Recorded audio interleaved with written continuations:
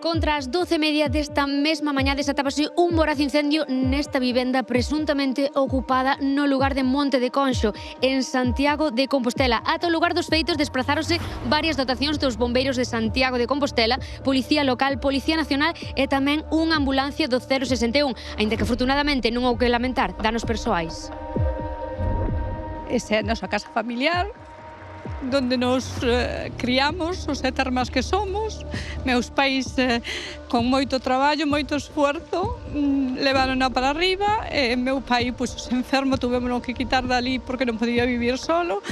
E se aproveitaron, meteronse, levaron todas as nosas pertenencias, os nosos recuerdos, as fotos todas que tiñamos, todo de meus pais, quedamos sin nada. Denunciamos, saleu o juicio, levan ali 6 anos. É dicir, sí que se chegou a dar unha orde de desaloxo, pero ese desaloxo nunca se fixo efectivo. Nunca se fixo efectivo, nunca. Tiraron todo. Son conflictivos?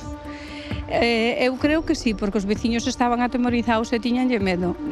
Nos ao principio tamén fomos ali e tuvemos que marcharnos por medo, porque botábanse a un, non podías facer nada, como si non estuveras no teu.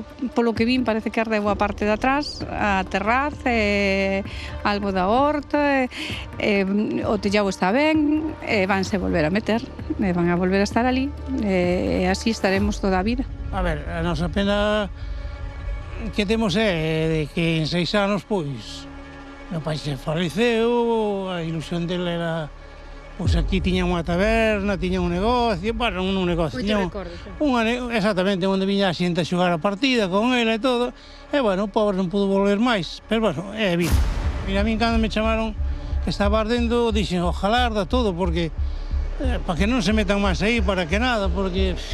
Que é un foco de problemas. Porque, mira, ademais hai unha cousa, nós temos a luz dada de baixa, temos a agua dada de baixa, pero, sinceramente, o Ayuntamento sigue che cobrando o impuesto do inmueble durante todos os anos. E encima chegabas aquí á porta e dicenche, que, queres comprar a casa? Que vendemos, queres comprar a casa? Como si fora deles.